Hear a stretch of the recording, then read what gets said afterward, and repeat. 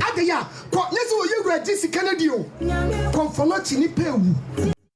Die wo mu ne say, wo ye santeni a, sabe santema awura won sre sika. Sa woni mpani nsem a, santema awura won sra de. To kwa no bisa na say na de ntene say asansa fa de a wo de kire. Woni maboa no. Woni ma ayokofo akraboa. Kwakuma anyway, so ye santeni a, kohwehwe ayokofo makraboa wae. Ofa de a won sre. Tie de meka no. Asantehene won sra de. So ye santeni na woni masua sa de no.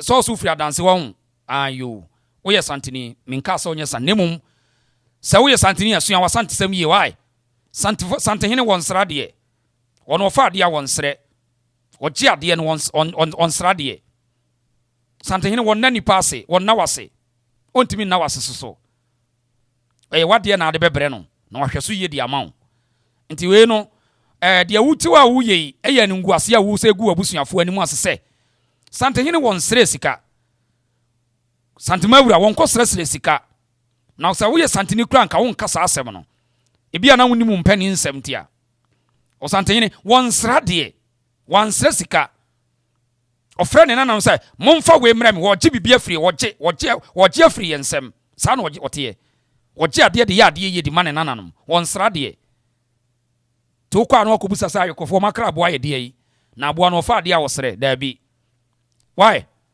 eya bisasa ne yanka nkyere why eya mun kanti mun kabi nkyere no kwakuma no eti enu ananim guase no ene wono na ebe kyerem se ena MPP ba o ma anya we na me ba o konfo na che MPP ba da be se konfo na chi si wo na MPP ma power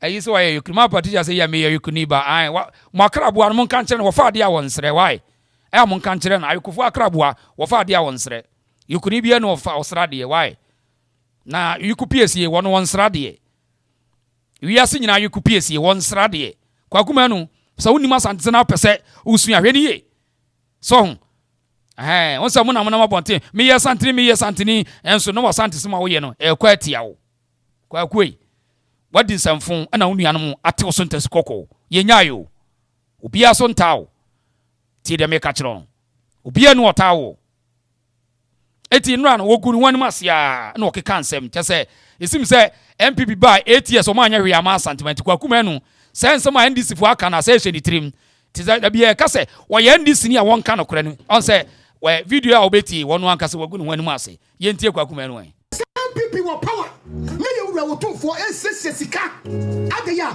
ko nesi wo ye wura jisi Kennedy o konfono chini pewu emba ko ba bi so mo kwako wo o nya ba bi enna wo ba bi oba beda wo ko wonya wo ba wo wi a sabi empa wo ba beda so mpo oba emma se respect ma ba bi ye ma me mo beda no woni ba bi mpo woni ne ba no mo da fom akora na ya wo ne peche no mo da fom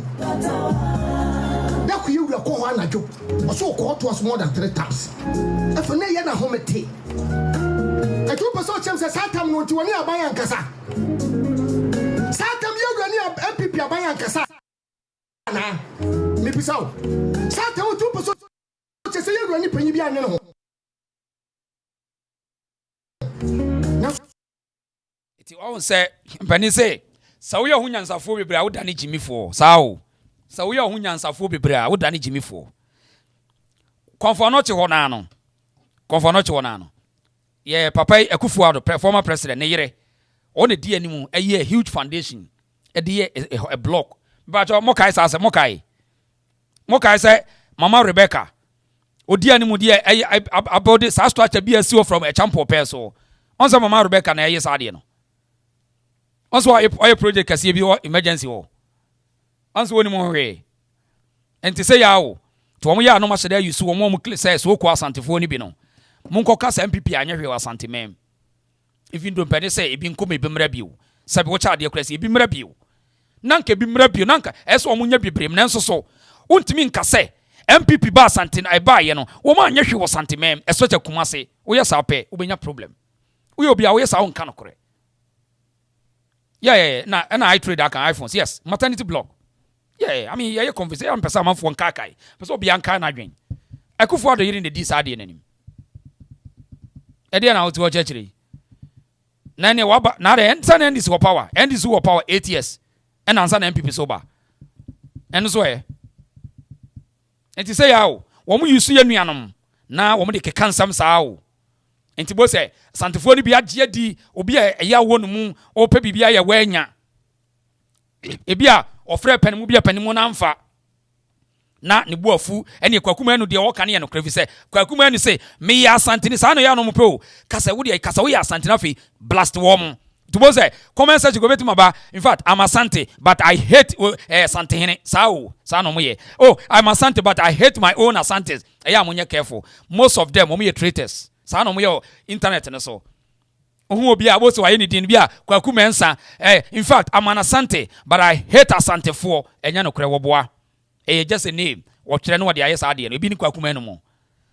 So Kwakuma way, sir, o person ya ampemichala on Udia Gra Santifon, Ombemu when you guase.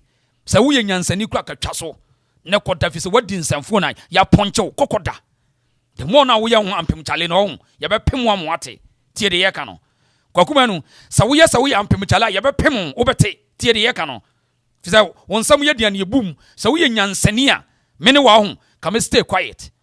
Ko abeka na apeja unuanu so mo ntiase kama no tu na kwatana se na unyu bia eyo se da bre wa ye yi ama ohun eyo so wa ye yi bia ama ade ya ede nko ade ya ko kuma no ede ya na fe ne se de enra no pressure ne ba ide ya afi na ba kire kumase asemu ohun na hospitals akesi a esisi kumase na de yesi nipa mfomani won na yewura wo ye se ofre ne nananum samomra no na ye nkoye konfonoche ba yie no he konfonoche no ade na ende o mo NDC fu no mo so o ma obi NDC fu bebre o mo twe no ye o mo ya infoma gi won ende o mo de o mo nya Ghana for o ye disgrace pass aboy we o ye very disgraceful guy.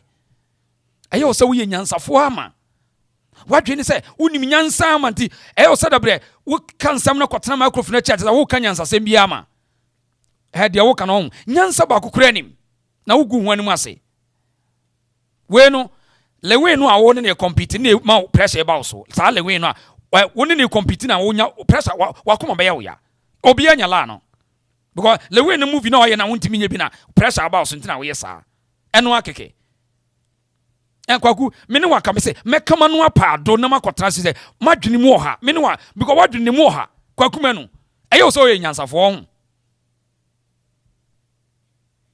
ade anipa ni wo ye disgraceful pa kwaku me no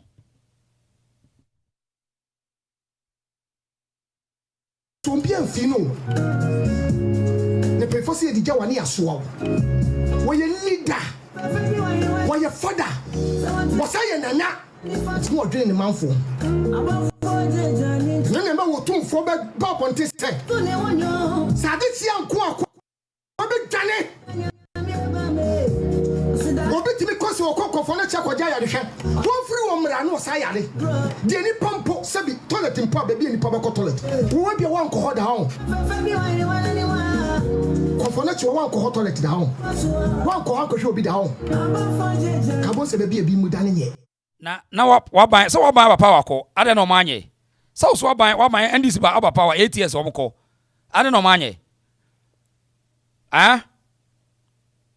NDC aba power so ko we disgrace o person politics ye study se kwakuma nu officer politicians ho na ade bedidia ene ye wado na amanyofo sika ehonyo political money ehonyo tiere ye ka kire no abenya problem amanyofo sika honyo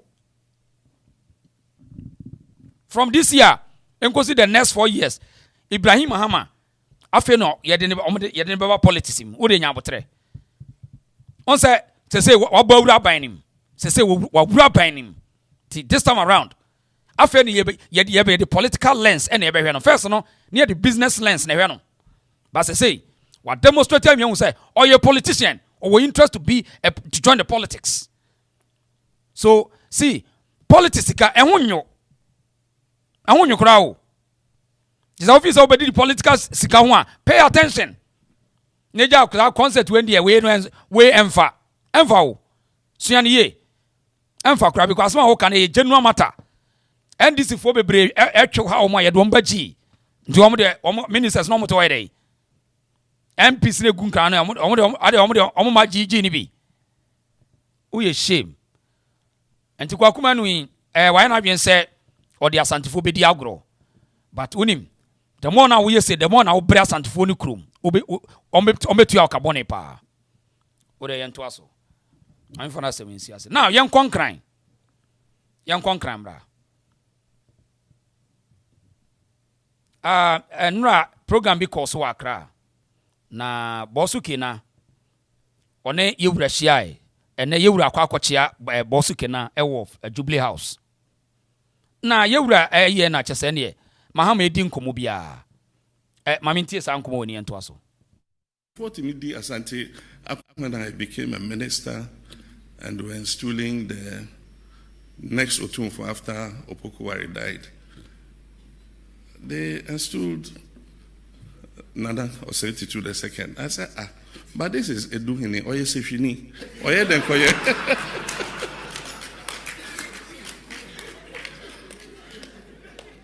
Oye Denkoye Asantehene, Sh0cks Asante Akunyana. Then Nana told me a story, and then it fitted the jigsaw puzzle together. Apparently, his uncle sent him to Nana Eduhine's palace to be groomed as a king. And that's why he used to come to Ringway on holiday, because Nana Eduhine was the one who was looking after him. So our relationship goes back to when I was a child. And so, of course, when he became the king of Asante, Meshia became my home. And he's been like an elder brother to me. He's counseled me very frankly on occasions when I was vice president. We faced issues to do with the IMF. I went to him. It was him who, went to New York, went and spoke to the IMF director and all that. And they opened up the extended credit facility to us. So, right. Enra Krobia Sante Kotoko na say to obibiu. Di otekrewi ene bra wenma so enra okọ owon kran sese owon kran. Na ede na de ne ko niam miensa na de ne ko ho. Baako invitation to Kwame Despite.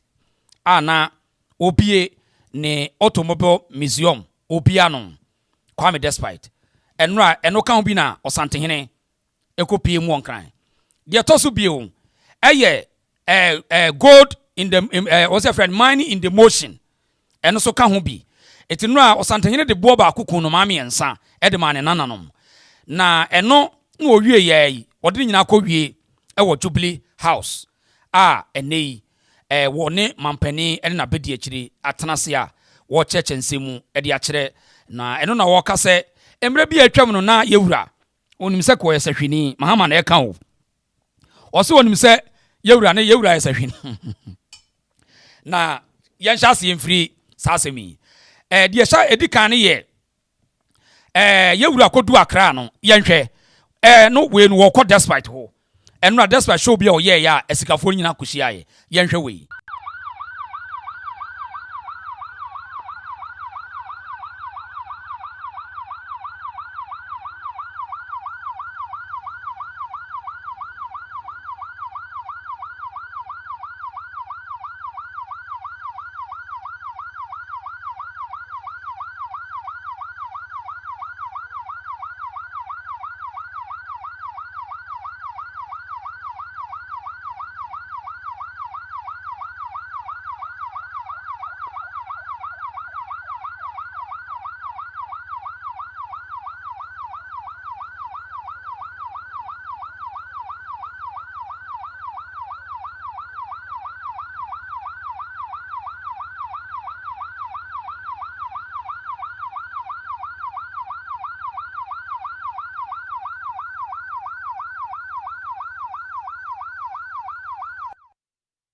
Eti enra yewura ekopie mu ewon kran na ne nananom edwumadi a mokodie ɛna kyesɛ ne opie mu a ne nyina ne sɛ despite ɛna obie ne ultramodern automobile museum opie mu ne nanam ɛne nra ɛna pani bɛhwɛ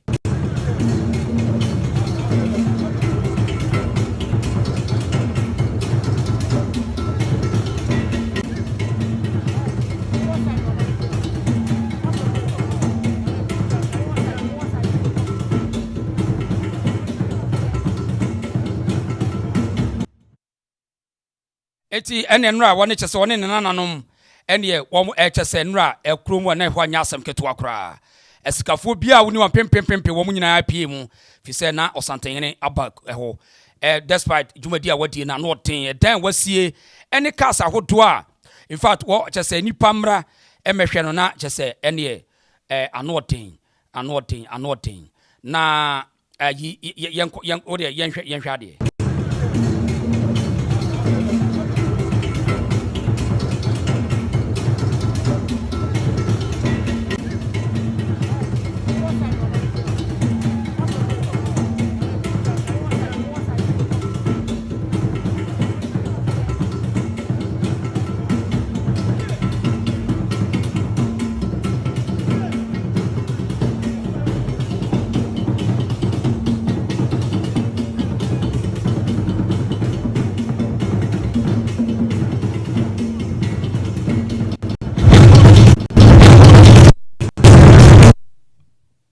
Okay. Eti enie obehu asiedu nketia yi Kwame Cheda esikafo bia wonu bia wo de bobodi wo nyina apie mu ho na enie mampani dada kofo so na yewura kyese ne bra no mudi nkomo eso ni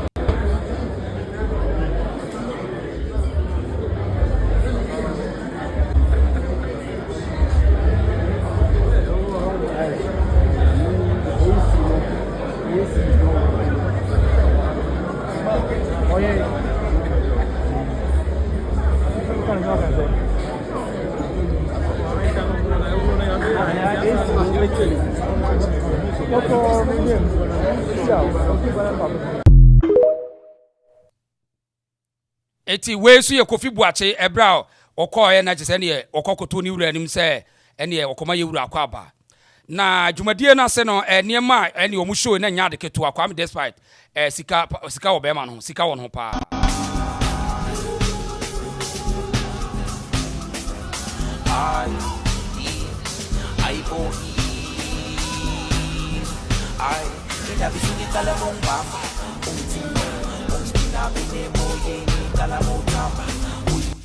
ene kyese ne sika wo no papa enra kyese anoten ehu sa Asantefo sikafo yi akanfo yi ene enra de omo ene na anoten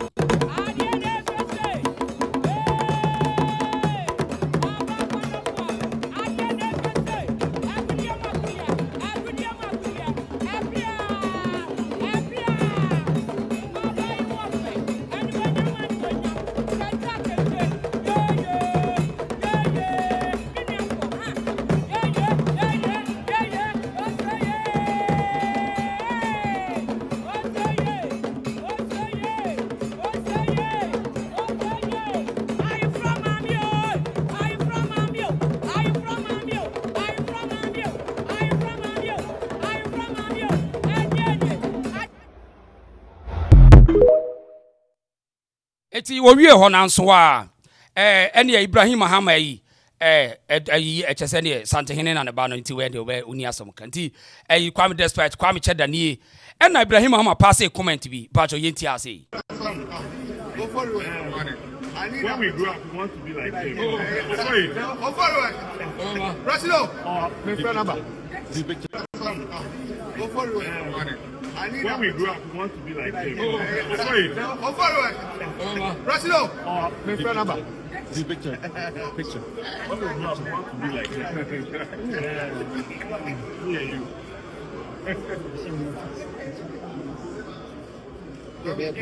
Catch this one. So you need that money like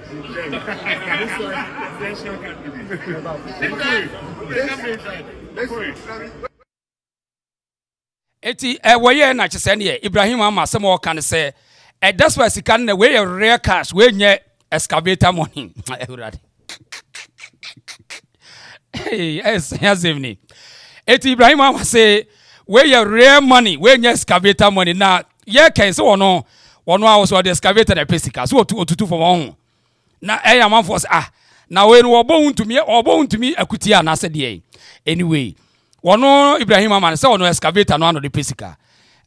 We no one excavator no on the pesica. Anti born to me equity one equity how. Yeah, what's him. When we grow up, we want to be like him. Sorry. President. My number. This picture. When we grow up, we want to be like him. Me and you.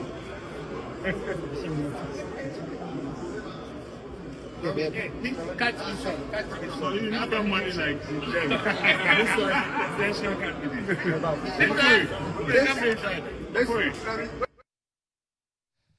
Right. Eti I just said yeah, any Mrs. Kenny bia wonu ni bia o programs na enu wie one ne nana no wie ho no. E na de to so bio. The second part sa program ya ye friend no. Go mining in the motion. Go to no a NDC say wo mani go to no. Tinra wo ma invite Asantehene ma wo ye program kese na program no e course wo no ano ten. Yen chiramu ne ma course bi o program na se yen hwe enwumre no e na Kimpiski e ho no mkobo good ho enkomo ehurade.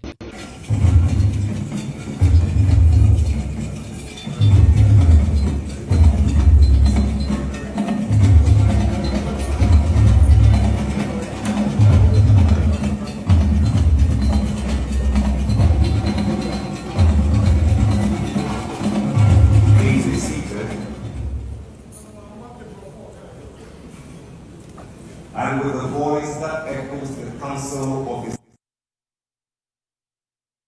Eti in fact ene chese Asantehene ene ne nananom nyina wiase afana nyina obuko pie ho na opie ho wo a chese wo mo ma na kwa ba wotena se na yenhwe screen so a platform for bold thinking, honest dialogue and lasting solutions, placing sustainability, governance and community benefit at its core. A space to reimagine Ghana's mining future with integrity and purpose. Under the leadership of President John Dramani Mahama, Ghana is charting a new course for its gold sector. Through the Ghana Gold Board, the government is driving local value addition and responsible sourcing. The President champions safe, sustainable mining practices that empower artisanal miners. This vision places Ghana at the forefront of Africa's responsible gold economy. Under the leadership of Honorable Emmanuel Amakofu, the Ministry of Lands and Natural Resources is reshaping the gold economy, placing sustainability, governance, and community benefit at its core. Africa is rich, not just in minerals, but in vision, strength, and potential. It is time to lead with purpose. It is time to put mining in motion.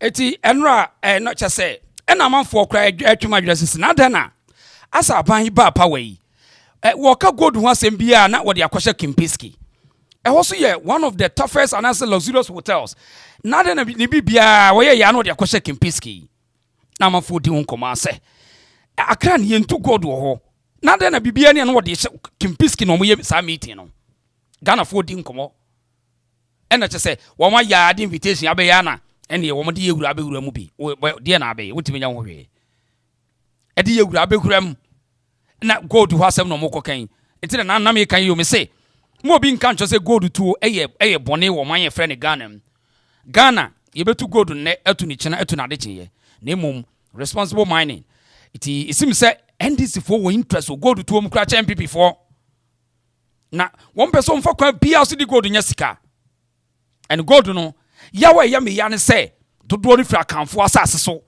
ena nananom ayedin ena gold ni konkran saa o ena eko saa all these natural resources no ni nyina dodo no e wa kanfo asase so hwe awaso hwe dunkwa wono fe hwe yi ahantam hwe ahafo hwe oboase hwe se hwe ho hwe nyina hini ni nyina afiri akanfo na asase so ena amanyofo no eyusu nyansa na o maka nananom ahye ti okoba bi etu gold akohwe gosu imem kwan pa ebeje wonsem wa ofiri gosu ni mem ya mamente wonka nti yentimi nya wonwe se ye fa ye resources so abo no kro mutu no muntimi fa nya kwan kra maye enne ye ka gold asem a enne ye ko Kimpiski Hotel ko online na check hotel no why Kimpiski Hotel enne ye ko ka gold ho asem Kofi Amabo pen so ni Mahama pen so eno aye wo mai ko masumi na fidi we wo ma chada kofa ye na de na bewuram so ho e ko ka omo kofa na bewuram Mahama wo ye bado President Mahama wo ye bad pa eye no mako invite Asantehene de na be so ho na ye na gold no ye tu no ada ne yenko ye program no wo Kenya se imema hafu mem enya wo ne tu gold no enya wo na gold ni kase friba enya boase na gold kase friba na ye dani gold no Accra ye tu Kimpiski ye tu gold ho e kira wo say obi wo interest wo ma Kimpiski no wone ne wo link one ne wo link eni pakra no ube kom na brofo no e ye dani gold ho asade ye ka no Kimpiski e ho ye tu gold ho o ma ye bre eti ene ye wura ha say so wone ne nana no hia wo ha say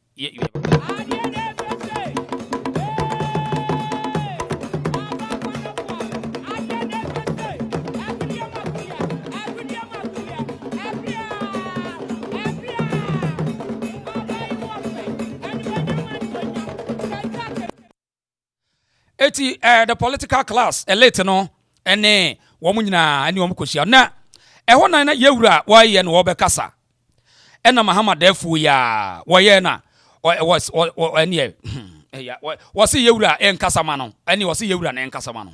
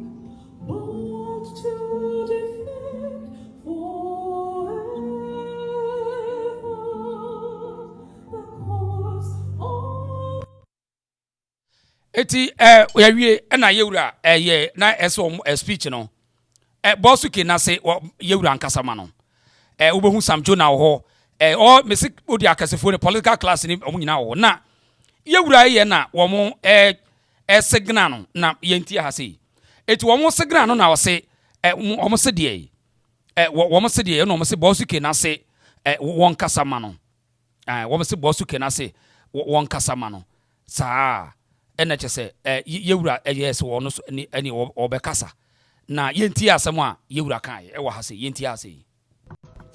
Thank you, Excellency the President, for allowing me to be the President of Ghana for the next 30 minutes or so.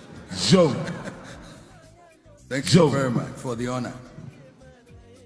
My son, who is organizing this mining in motion, was trained by his uncle Sesam Jonah and his brother Ibrahim Mahama. So they trained him, looked after his school and everything, and then I see the reason why he's into mining is that Ibrahim influenced him. Your Excellency, we are deeply honored to welcome this august audience and thank each one of you for traveling from far and near to join us in this very exciting exercise. Na anopena me hwe ade we live wo ho. Ena yenuanom chese ne bebre adwa se mampani ade na wajam akunwa no within 30 minutes now ma Asantehene di president na say eja ye krom fo so bi mu ye funny pa o ene ye wo so mo ntia se ene ye mesena mo comment section wonti mensere I president no ese ye impeach no because ade na ma Asantehene di president because ya nto aba ma Asantehene ade na president and na me say mo ya na mo ye funny pa and the oko comments as you omo dey face so den omo dey face so den say and the oko comments so omo dwa say adena Asantehene di president we say yes yenti reaction Gwasio Krasantina Dwe Kasangen Wasaji Fogunya Gwasio Krasantina Dwe Kasangen Kotokwanyine Kase Krobiaine Kasangen Kotokwanyine Kase Krobiaine Kasangen Mema Krobia Irifia Romane Kotokwingen Mema Krob Eti on say your presidential podium na your individual city omo ye yewura podium de be kasa but minim de ba na president Mahama say yewura enyina presidential podium no on fankasa the stance na president gina so de kasa no with the coat of arm no eti tabre ne de president no abeye Asantehene the king of Ashanti Otumfour nanu na NDC for no bi adwalai ntu de yewura on so free no podium no no call the presidential podium no yen hwa de Kotokwanyine Kase Krobiaine Kasangen Mema Krobia Irifia Romane Kotokwingen Mema Krob. Thank you, Excellency the President, for allowing me to be the President of Ghana for the next 30 minutes or so. Thank you very much for the honor.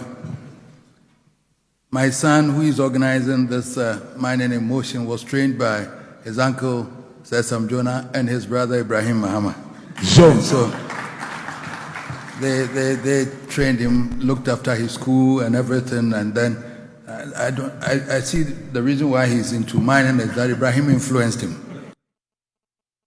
Right. Eti just say any yeah no just say gold no ano mu bia no any ohinem nana abema ya kokko no gina che wo mu na edi animu a ena just say no so nko wie edi so ko wie to ho na me ya na me gusu a na me hwe ne ma e course no ena yese wo konkran a enkranfo no bi so o madwalai ade na o madwa ena no pa me tie bia yese enkranfo no bi say ade na despite yen business work enkran na wo ye program no wa invite gamanche ai eti yese ne o madwalai ya ne sa say ade na despite wo invite gamanche na wo invite Otumfour to wo monte ase eti na me hwebi wo comment section am na di ase asem kurani obi na wo ye ne program ene wo say we na mama na me hia we na aba we no so fa ho bai asem we ni ye ni ne kani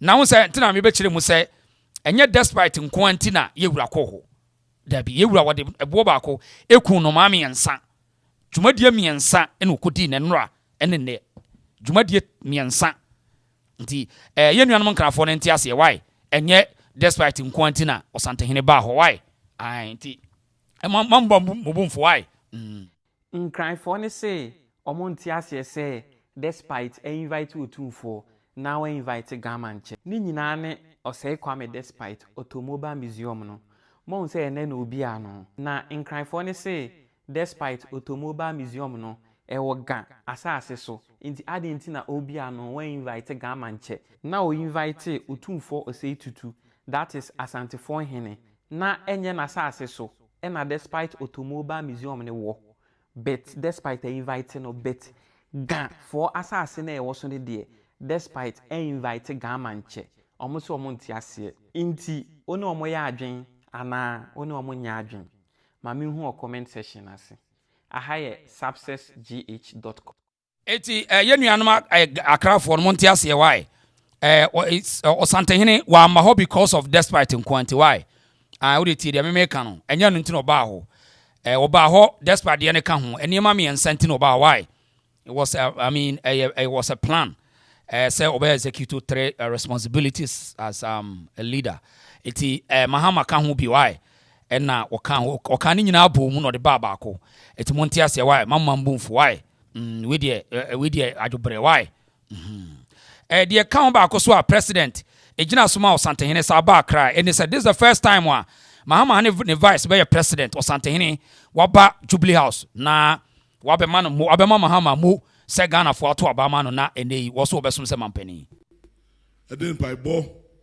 na me adom magana fo nyina ato abama o sebe edi na wotwimienu aba sebe mansia so be hwe odi nyina Otumfour Jump. See one chance now cry. Would you do a dinner? Sebe to ho. So what about Chess at mine? But Cheura. Sadia, you know, and you 2 4 fair. And yes, at my year.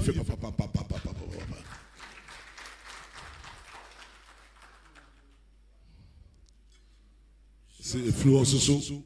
And you do a cheat. What to us? What to near my. Nema oye nyina na ndi akiri a wototo no maka Yom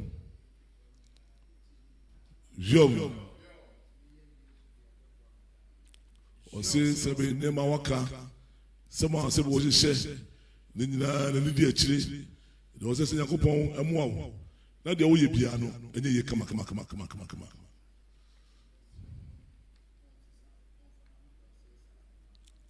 Mampagnin said the way I catch on, so do that.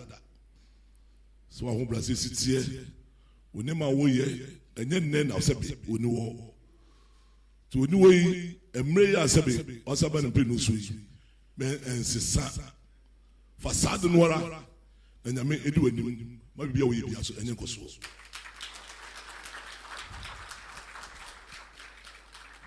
Yum. Sintino kaso ni wono to no sesebe ahomaso no de emma na matubi no so emewurawo na de do animu no amaka no hwe enyame omoa na nam so afo nya wachi na de eso ni so no emrem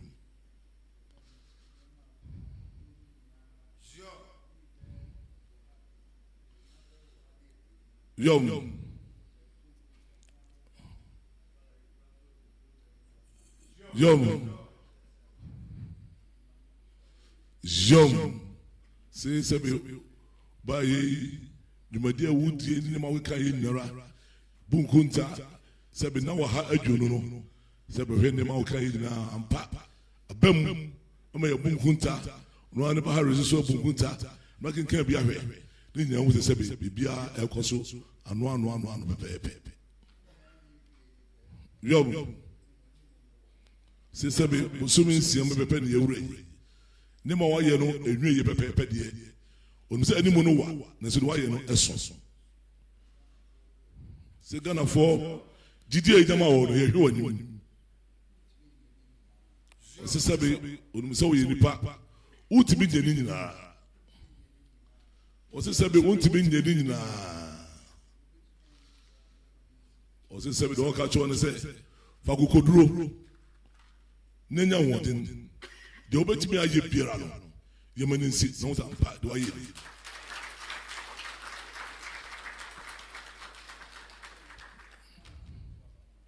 se do ka cho ne se ye nim Ghana fo ni mo biara wona Ghana fo ni wona Ghana fo to abama ho se Ghana fo nya o mugidie to abama ho no wo kwa ka se ni me ena wo nya gidie eyi wa pamfo sebe se ye mo wa sebe wa to ni ma nyina pepe no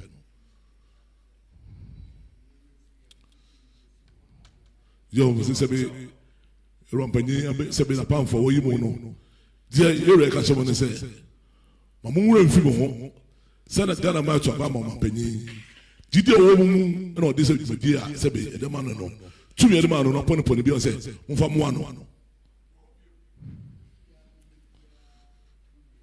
se do ka chamo ne se mo bia ntimu nya ne de muni mniema asabe fa mu na sabe na ntwa bo ye ikasa okasa ye ane do tozo mo penyi mo bia ni miamo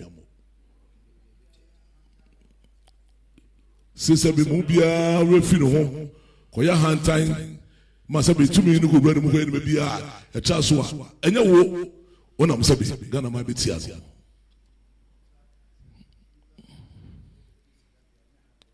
So by your friend in Gaza, what can say? Sabi, the power you morning in Arano. So we pesca there, near the pencil, and out of the baba.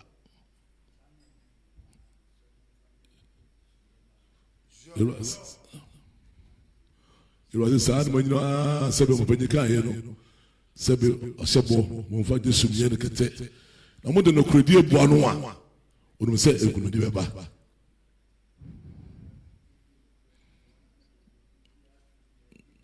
Jom.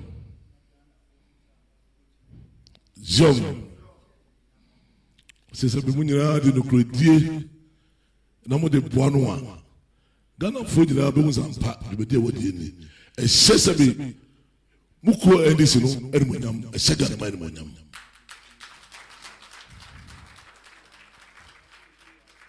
Young.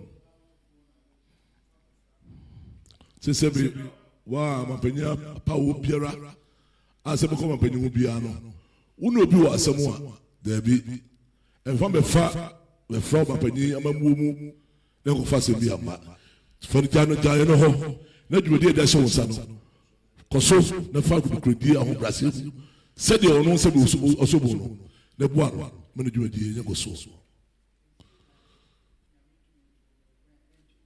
o se emfie nan ya metumi nti enche na ebu konta Yom,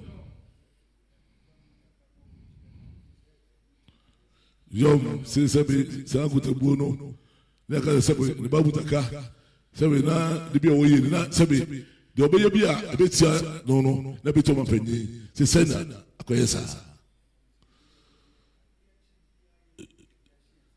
Yom, c'est des mots, il y a un fa comme un pas. On s'en parle, mais bien d'acheter ça. Il y a une ya, ne bon contact, ça en peut. Mais des choses, il y a bon contact. Les deux nous disent Abba.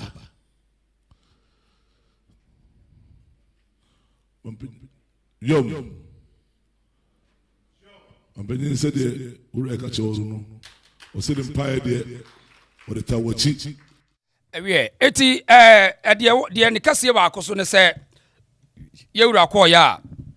The first time we dey call Jubilee as Ebra Mahama ba asaba biwi na wo call ya we dey futu command nana ene won mo esoma ba no nyina wo church bibia mu kire mo wo manimu a ka bibia de kire wo mu nti de wo mu so no Mahama no na banise sankofa yenji Mahama ne ye no we na se unse yewura kasa wi obi nkasa ne mo we de me na maye sanfo so no Mahama di kaka asem bi ansa na yewura de na futu de ma ne nana no ma ne wo de mo yentie we ansa yentie we so Sh0cks Accra, when I became a minister and were installing the next Otumfour after Opokuwari died, they installed Nana Osei the second. I said, but this is Eduhini, Oye Sefini, Oye Denkoye.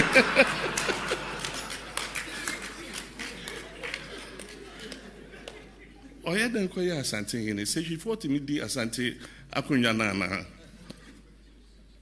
Then Nana told me a story, and then it fitted the jigsaw puzzle together. Apparently, his uncle sent him to Nana Eduhene's palace to be groomed as a king. And that's why he used to come to Ringway on holiday, because Nana Eduhene was the one who was looking after him. So our relationship goes back to when I was a child. And so, of course, when he became the king of Asante, Meshia became my home, and he's been like an elder brother to me. He's counseled me very frankly on occasions when I was vice president. We faced issues to do with the IMF. I went to him. It was him who, went to New York, went and spoke to the IMF director and all that. And they opened up the extended credit facility to us. So, Your Majesty, I thank you very much for your friendship. Na I say no crown interesting say once Mahama one was say the king of Ashanti and one wono asaje say wonya problem bi a yewura no ana yema no na no na ya na meka say udidi apotwe ani asase sa atwema nson NDC fo ne enua no bebre na yemo adwen say Otumfour de yepenasem na mum Asantefo no bi ne yempa omasem so ahun sa de ne ha adwen sana NDC fo no person mo ye omu yewura no mo kotokoto no mo bubu wo mani o de hwe o now yewura kai na asem bi say ka kire mo obi ante say ansa na obedi vice president ye me ene ne me ma wo yes opposition ba cho eno na wo kotie yewura so wo kai no say won kan kire wo mu no mu tie ha say tie ha.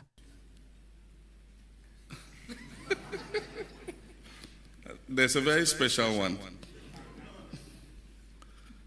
The first time Professor Mills sent Bafuboni of blessed memory and a team to come and tell me that he wanted me to be his running mate. And at that time, I had made my plans to leave politics.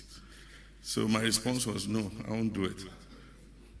So later he sent Atu Ahoy and Totobi Kwachi and Kwame to come and ask me to accept to be his running mate. Again, I said no. And so one day I was in Accra, I got a call. It says, Otumfour wants you in my share.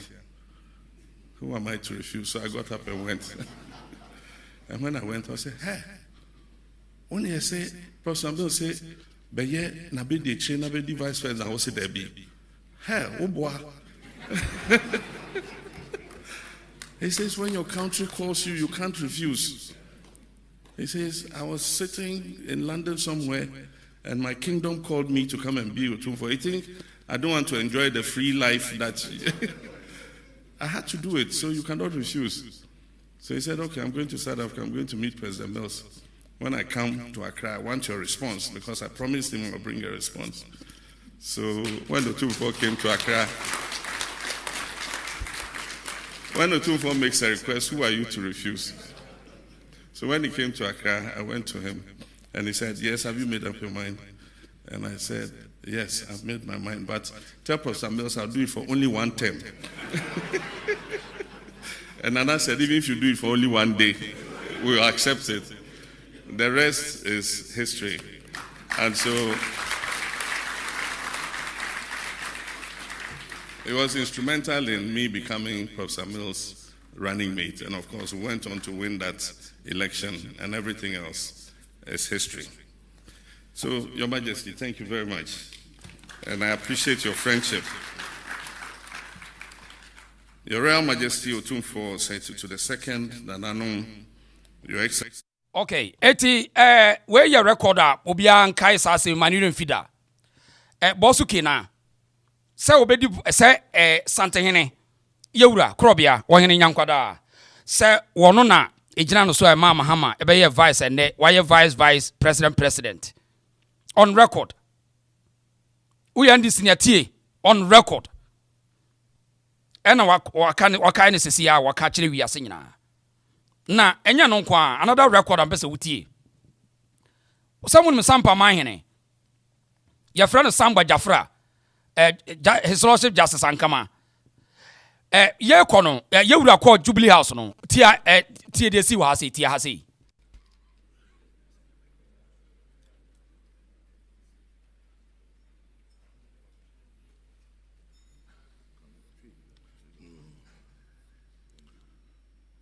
Madam Ebru, Ira, Company, Nebedetri, what's a course one more, and I'm a did a cheat. Say anything never, never child. The kind, and now 2 Sribo, Benjamin. And now a sooner mine. Ana Nkwansa Mahine. Ana Sampa Mahine. Bajo ahana hia me pa. Me no ka say won say Ajumabadu any Bono region. Try say kombe ye bibia e de basabasa ye beba ho. Now, ye wura call ye no, wo company ho no. On ahemfo do mo koye. Sampa Mahine, what de call ye? And run high court to so issue krata what say Sampa Mahine. It will be obi betimi atena baabi. No wakasa Sampa eye ne dia. So on how to me see adwuma. Yeah. So on say city no. Now Ghana Presidency is here. Ya introduce no de akere Sampa ed natural president of the land. Pajotie nie pa. Eti adwuma badu na why wanted no. Momusa ne say obetumi atena ba bia kase obi obi nya Sampa man hena eyo no anasem. Che say court krata da bonten no it specify say Sampa man hena Nana Sangwa Jafra the second. And in the face of the president ono so no introduction echo so sa hwe ne bi mami yewura chia me ba fo ketenkrechi woyi na nanom a wo mudi yewura chi ne koye no oyi wo ma kire no tia ha bi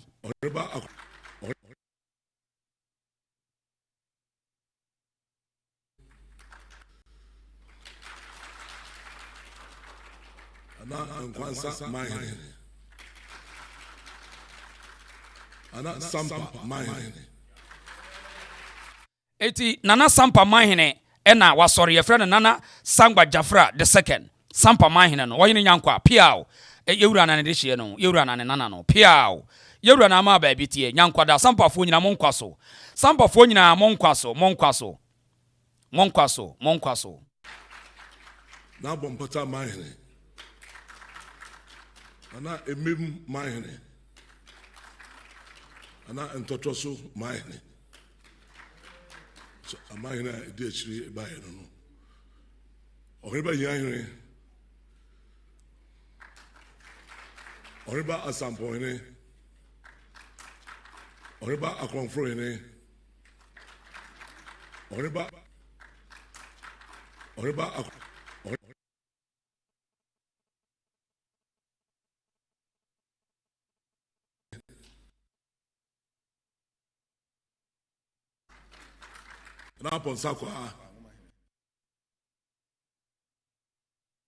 Okay. Eti ehona na me pese ye nuanom nhye no nso. Emaye fi se ye mpese ye beda sorry na obi eti sampani bi to oni akukuduro se sikadwa kofi ena nanano no. Wo ye sampani a sikadwa kofi nanano. Asante sunsum wo mu. Wo ye santeni ti ase esa. Eti nkrata PM wo bia ntimi tie amanyoni bia ni ho betimi asa yewura no asem. Ebi ni ba bia wo.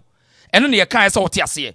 Enu ntina ya na baabi fo no dwen se aden na magigi mu ahenie so da bi ye chekere Ghana da bi Ghana without tradition anya Ghana without history and culture anya Ghana enu ti ye kase be de ufire no wani nso ho eti nei Sampa man ye de na kire president na no se papa yi se president nkoye dey onko untumi ya famra nya adwuma ho ene yewura ene na asem na nti obi a story ya kata so eno ano no asem bia wo kuro bia no yewura asem na ye kan obi asem ye de atofom enya sa eno ano no ai tietia afi ye bebie phone line sesia na mame fa nko yoko office sesia ye nuanom no abodompem wo pa still na no huntumi omunya no eti ye nuanom abodompem serious ewo ho a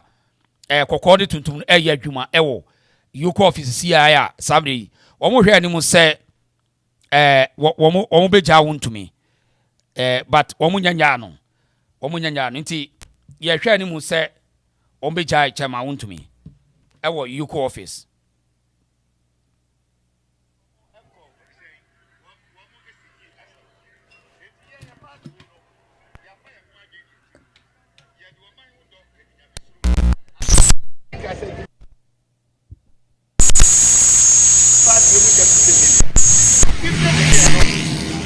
You be poor mine.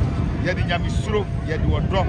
If you have told you about a member,